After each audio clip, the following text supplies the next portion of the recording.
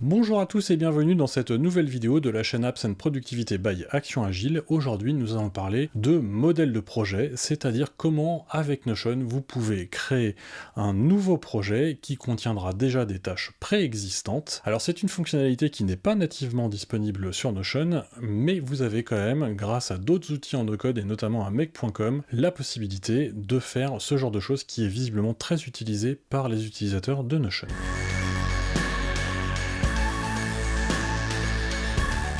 Alors à l'origine, cette demande provient des différents accompagnements que je peux vous faire, et d'ailleurs j'en profite pour vous dire que vous pouvez vous inscrire sur mon site web pour bloquer des créneaux d'accompagnement sur Notion si vous avez besoin d'aide pour modéliser votre espace de travail, si également il y a des choses que vous n'arrivez pas à faire, ou tout simplement si vous n'avez pas le temps de mettre en place de votre espace de travail sur Notion. Et en faisant ces accompagnements, je me suis rendu compte que beaucoup d'entre vous rencontraient le même problème. Vous avez un certain nombre de clients dans lesquels vous suivez les projets dans Notion, et vous auriez besoin pour chacun des clients de créer un nouveau projet qui a déjà une structure préexistante. C'est particulièrement vrai pour tous ceux d'entre vous qui travaillent dans le juridique, dans le bâtiment, en tout cas dans des métiers dans lesquels les étapes à accomplir pour un projet client sont toujours les mêmes. Malheureusement, ce n'est effectivement pas possible nativement dans Notion, pour tout un tas de raisons qui sont liées à Notion directement, mais je pense qu'ils peuvent y trouver des solutions et donc peut-être qu'ils le sortiront. Je précise quand même qu'ils n'en ont pas parlé jusqu'à maintenant. Quoi qu'il en soit, il est possible avec des logiciels d'automatisation, et en l'occurrence avec make.com, que je vais vous montrer juste après, il est possible de faire ce genre de choses, et donc de créer un nouveau projet qui va contenir toutes les tâches que vous aurez modélisées dans Notion. Alors, vous allez le voir dans la vidéo, c'est un peu compliqué à mettre en place, je ne le cache pas, et alors comme c'est compliqué, je vais vous proposer un live sur la chaîne dans une dizaine de jours, de façon à ce que l'on puisse discuter entre nous, et éventuellement que je puisse vous montrer plus dans le détail la manière dont vous pouvez créer ce type d'automatisation dans Make. Cela étant, il faut retenir que une fois que l'automatisation est en place, vous n'avez plus rien à faire, et en fait la seule chose que vous allez devoir faire demain pour modifier un modèle de projet, c'est aller rajouter des tâches dans le modèle, donc ça vous le faites dans Notion. L'automatisation make.com s'y adaptera et sera capable de recréer toutes les tâches en fonction de ce que vous aurez mis dans le modèle, donc normalement vous n'aurez plus besoin de toucher à l'automatisation une fois qu'elle tournera.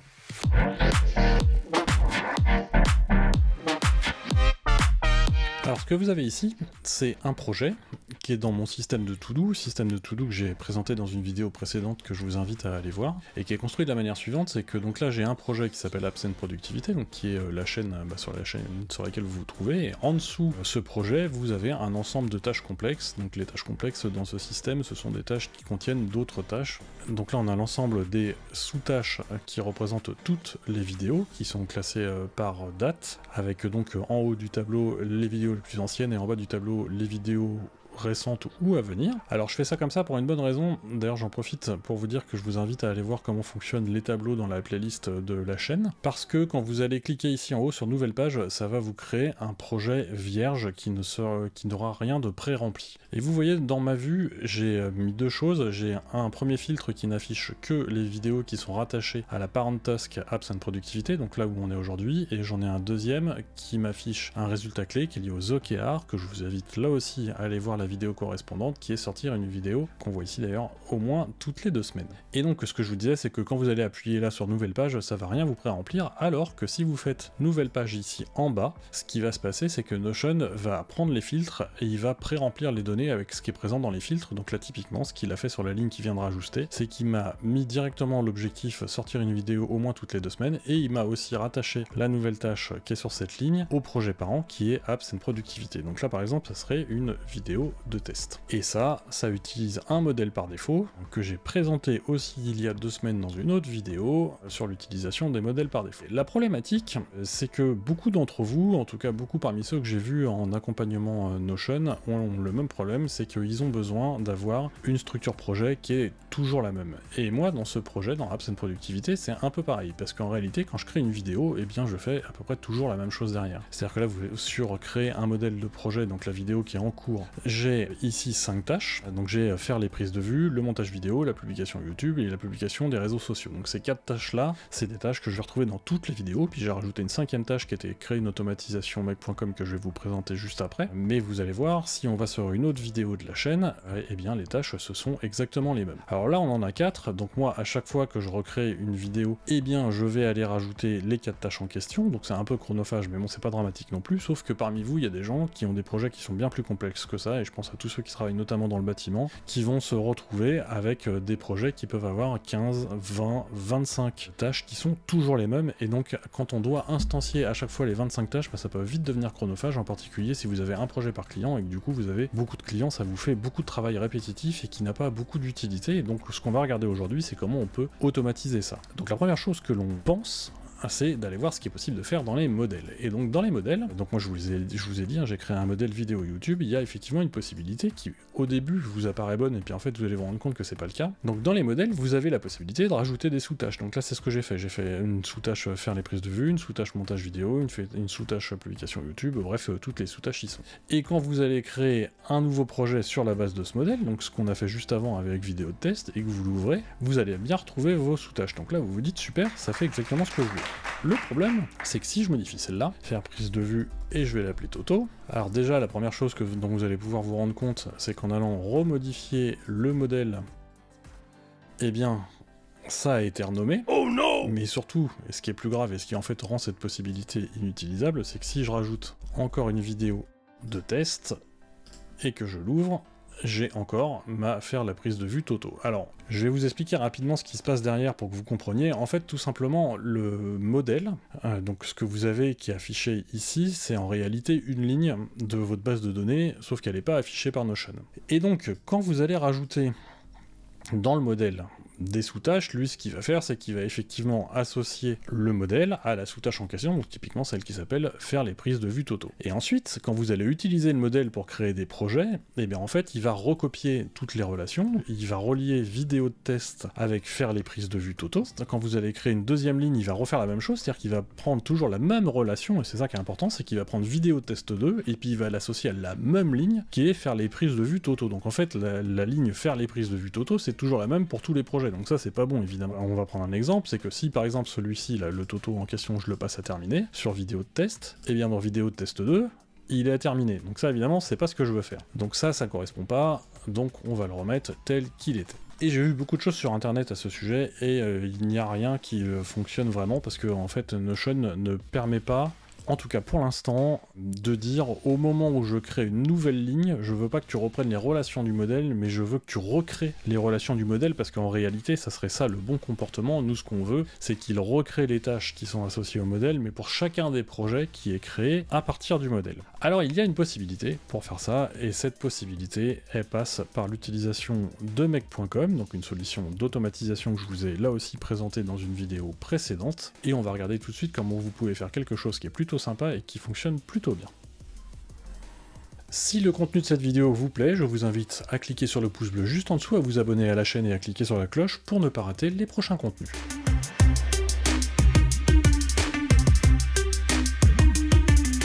Alors pour ça, je vais utiliser Make.com et j'ai créé l'automatisation que vous allez retrouver ici, qu'on va regarder ensemble. Alors ce que ça va faire, déjà ça se lit de la gauche vers la droite, et ce qui va se passer, c'est que la tâche qui est ici complètement à gauche, c'est une tâche qui va être exécutée de manière régulière. Donc là, par exemple, moi ce que je fais, c'est que je lui dis que tu m'exécutes cette tâche toutes les 15 minutes. Alors ça, c'est une tâche de type Notion et qui va aller scruter les bases de données, et donc je l'ai paramétré pour qu'il aille scruter ma base de données de projet, et donc c'est ce qu'il va faire toutes les 15 minutes. Alors si, une information importante quand même, c'est que je lui dis d'aller le faire sur les dates de création. Comme ça, lui, ce qu'il va faire, c'est qu'il va aller scruter uniquement les nouvelles créations de lignes dans ma base de données de tâches. Ensuite, il va passer sur l'étape suivante qui est ici, puis là vous le voyez, il y a un petit filtre, et donc dans le filtre en question, ce que je lui dis, c'est tu ne prends que dans mon système de tâches que les tâches qui sont marquées comme étant soit des projets, soit des tâches complexes. Donc en fait, quand on va arriver à la deuxième étape ici, ce qui va se passer, c'est que ne vont arriver ici que les nouveaux projets ou les nouvelles tâches complexes qui auront été créées dans le dit système. Ici, on va créer des valeurs, qui sont en fait des variables, et c'est des valeurs qu'on va réutiliser plus tard. Donc là, ce que je fais, et c'est complètement lié à la manière dont moi je travaille, donc ça c'est quelque chose que vous pourrez modifier, c'est que je vais aller chercher le nom du projet parent Et là, vous voyez, ici, j'ai mis une formule qui est un peu compliquée. Mais en fait, ce que je vais aller chercher, c'est le nom qui se trouve avant les deux petits points. Alors, pourquoi je fais ça? Si je retourne sur Notion, c'est parce que vous voyez, mes vidéos, je les préfixe toutes avec leur numéro, donc elles s'appellent désormais vid 69, 70, 71 et ainsi de suite. Et moi, je veux que toutes mes tâches elles soient nommées pareil. C'est-à-dire, je veux, sur la vidéo 75, par exemple, je veux que les tâches soient nommées vid 75 prise de vue, vid 75 montage vidéo, et ainsi de suite. Alors, je retourne sur make.com. Donc ça, c'est ce que ça va faire. En fait, ça va extraire du nom de la vidéo le vid.75. Et ensuite, je fais autre chose, c'est que je vais aller récupérer ici le database item ID, qui est en fait l'identifiant du projet qui a été récupéré par make.com. Ensuite, ici, j'ai créé un itérateur. Alors, l'itérateur, ce qu'il va aller faire, c'est qu'il va s'exécuter pour chacune des lignes qui est trouvée à l'intérieur. Et donc là, ce que j'ai fait, c'est que je lui demande d'aller voir ce qui se passe dans toutes les sous-tâches. Donc en fait, concrètement, l'itérateur, ce qu'il fait, c'est que tout ce qui suit derrière sur la droite, ça va être exécuté pour chacune des sous-tâches, en fait, du projet qui a été ramené par make.com. Donc si je reprends mon exemple, j'ai une vidéo qui arrive qui est vid 75, les modèles de projet, et bien je veux que pour toutes les sous-tâches qu'il va trouver, il m'exécute la suite du workflow qu'on va voir ensemble. Alors pourquoi je fais ça? Eh ben c'est tout simplement parce que moi je veux dupliquer chacune de ces sous-tâches et les rattacher au projet qui a été nouvellement créé. Ensuite, j'ai une tâche qui va aller me chercher l'enregistrement de la base de données qui correspond à l'ID, et l'ID ici, ça sort de pour tous les enfants. Donc en fait, ça va être l'ID de chacune des sous-tâches. Donc là, je vais récupérer en fait toutes les sous-tâches et donc toutes les propriétés qui sont associées aux sous-tâches. Et puis ensuite, je vais faire deux choses. La première chose, et c'est la branche qui est ici en bas, donc là j'ai un routeur, ça fait que ça va m'amener sur deux lignes qui vont s'exécuter séparément. Ça fait que, si je prends la branche qui est en bas, qui est la plus simple, là il va me recréer un nouvel enregistrement de base de données que je vais paramétrer et que je vais reparamétrer en remplissant chacun des champs comme je le souhaite. Donc là, ce que j'ai fait, c'est que je lui dis, tu vas me recréer, donc dans la base de données todo qui est ici, une tâche qui s'appelle parent_name. Rappelez-vous, c'est ce qu'on a fait dans la deuxième tâche du workflow qui va contenir vid.75, tu rajoutes 2 points, et ensuite tu rajoutes le libellé de la sous-tâche, qui a été récupéré juste avant, c'est pour ça que quand je surligne le truc, il clignote à gauche.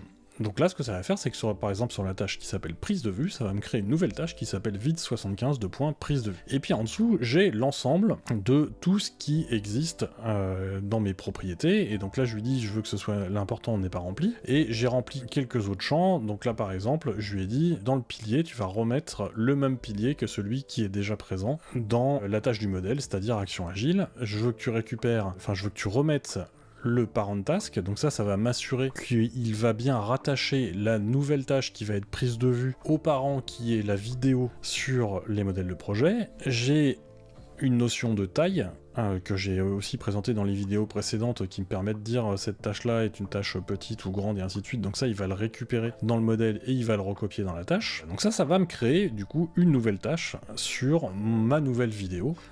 Alors ensuite, et en parallèle de ce que va faire make.com pour me créer toutes mes nouvelles tâches, je veux aussi qu'il détache les tâches du modèle de ma nouvelle vidéo YouTube, de façon à ce que je n'ai que les nouvelles tâches qui apparaissent dans ma vidéo YouTube. Donc ça, c'est ce qui va se passer dans la branche du haut ici de l'automatisation. Donc là, ce que j'ai fait, c'est que j'ai commencé à recréer un itérateur qui en fait va aller chercher toutes les parent tasks. Alors ça, c'est pour adresser un cas d'usage que honnêtement je n'ai pas aujourd'hui, mais qui serait un cas d'usage où j'aurais des tâches du modèle qui seraient associées peut-être à plusieurs modèles, j'en sais rien. Alors, ce que ça va faire tout simplement, c'est que ici j'ai rajouté un set variable. Le set variable, lui, il va aller chercher l'ID de l'itérateur, et l'itérateur, c'est la parent task de ce qui est récupéré ici. Donc si je vous l'ai fait différemment, et pour vous le rappeler, ce qui est ici, c'est que ça va aller me chercher toutes les tâches du modèle. Donc là, en fait, pour chacune des tâches parentes des tâches du modèle, je vais mettre dans une variable l'identifiant. Donc en fait, concrètement, ça va me stocker l'identifiant du projet modèle. Et enfin, quand j'arrive à la fin, ici, je vais lui demander d'aller modifier un enregistrement dans Notion, et c'est-à-dire que je vais aller lui demander de modifier les tâches du modèle, et moi ce que je veux, c'est que dans les tâches du modèle, ils ne mettent que l'ID du modèle et qu'on n'y retrouve plus l'ID des nouveaux projets. Donc ça, c'est ce qui va permettre de détacher la tâche du modèle de la tâche du projet qui vient d'être créé. Et pour faire ça, ce que je fais, c'est que je dis à make.com d'aller chercher dans ma base de données de todo, qui est ici, le database item ID, donc ça c'est pour lui dire, tu vas me chercher l'enregistrement de base de données qui est celui que j'ai récupéré dans la tâche qui clignote là sur la gauche, et ce que tu vas faire, c'est que son parent, tu vas le changer, et tu vas lui mettre le parent ID qu'on a vu juste avant, le parent ID qui est l'ID du modèle. Donc en faisant ça, quand je vais arriver sur cette dernière partie d'exécution, lui ce qu'il va faire, c'est qu'il va prendre les tâches du modèle, qui à un instant T sont rattachées et au modèle et à toutes les nouvelles vidéos que j'ai créées, et je vais lui demander de ne mettre dedans que l'ID du modèle, ce qui va revenir à dire que les tâches du modèle, je vais les réassocier au modèle lui-même et uniquement au modèle lui-même.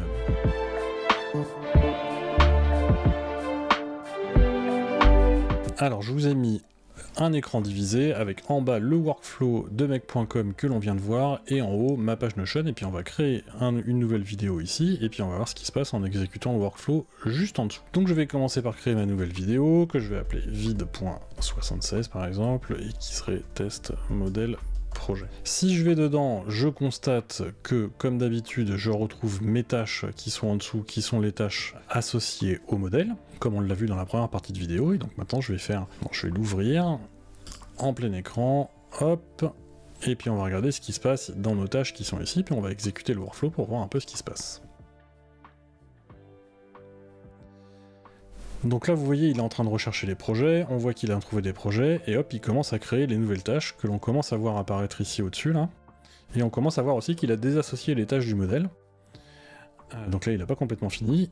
Et là, c'est terminé, et donc vous voyez, désormais, j'ai 4 tâches qui sont associées à mon nouveau projet Vide76, qui sont Vide76 faire les prises de vue, montage vidéo, publication, et ainsi de suite. Donc il a tout bien recréé, tout neuf. Alors d'ailleurs, à noter que vous verrez que les icônes ici ne sont pas créées, hein, parce que comme ça vient d'une automatisation, du coup ça n'utilise pas le système de modèle par défaut, et donc ça ne crée pas les icônes, ce qui est un peu dommage, mais bon, c'est comme ça. Et du coup, si je l'agrandis, là je me retrouve désormais avec un projet qui a été créé sur la base des tâches qui étaient dans le modèle, et j'ai des tâches toutes neuves pour mon projet aux questions que je peux faire évoluer comme je veux. Donc par exemple la première, je peux la passer à en cours, et ça bien sûr ça n'aura aucun impact sur le modèle, et on le voit très bien parce que du coup si je retourne dans le modèle en question et que je le modifie pour comparer avec ce qu'on a fait en début de vidéo, et bien vous voyez, il n'y a rien qu'à changer, les tâches du modèle sont toujours présentes, le statut n'a pas changé par rapport à ce que je viens de faire, et le nommage n'a pas changé non plus.